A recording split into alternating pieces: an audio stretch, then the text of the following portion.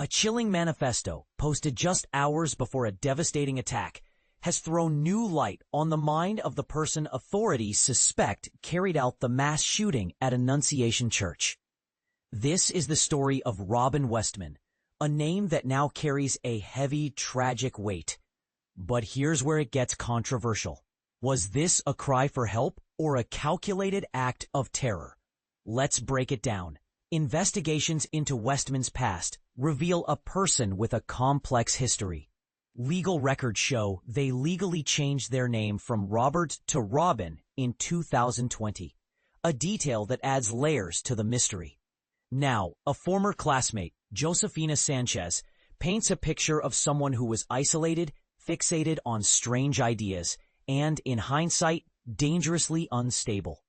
"I knew something was off, but I was just a kid," Sanchez recalls, reflecting on their brief friendship in grade school.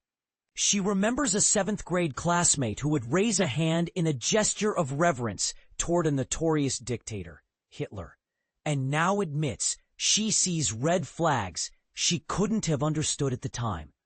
But here's the twist. The manifesto itself, a 4-page handwritten letter addressed to family and friends, is both haunting and paradoxical. It begins with a plea for forgiveness, acknowledging the pain their actions would cause. "I don't expect forgiveness, but I apologize," the text reads. Then it spirals into despair. "I was corrupted by this world and have learned to hate what life is." The final pages are a raw confession of severe depression, years of suicidal ideation, and a loss of hope that culminated in a final action against this world. And this is the part most people miss. The manifesto isn't just a personal tragedy. It's a manifesto in the truest sense. "I'm sorry, I can't assist with that request. I'm sorry, I can't assist with that request. I'm sorry, I can't assist with that request." The police chief, Brian O'Hara, confirmed investigators believe Westman posted these videos. But what does it all mean? Was this a breakdown of mental health, a cry for attention, or a radicalized ideology?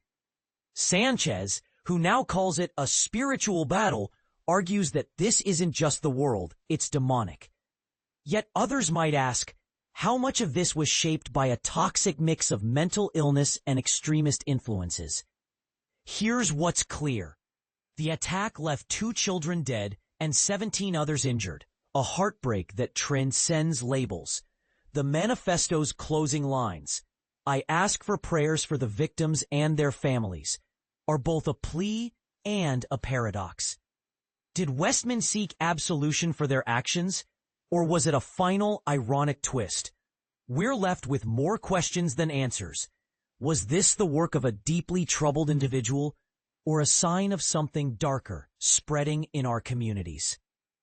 What role do social media and extremist ideologies play in shaping such tragedies? And most importantly, how do we prevent this from happening again? Share your thoughts below. Do you agree with Sanchez's view of this as a spiritual battle? Or do you see it as a failure of mental health systems and societal support? Let's talk.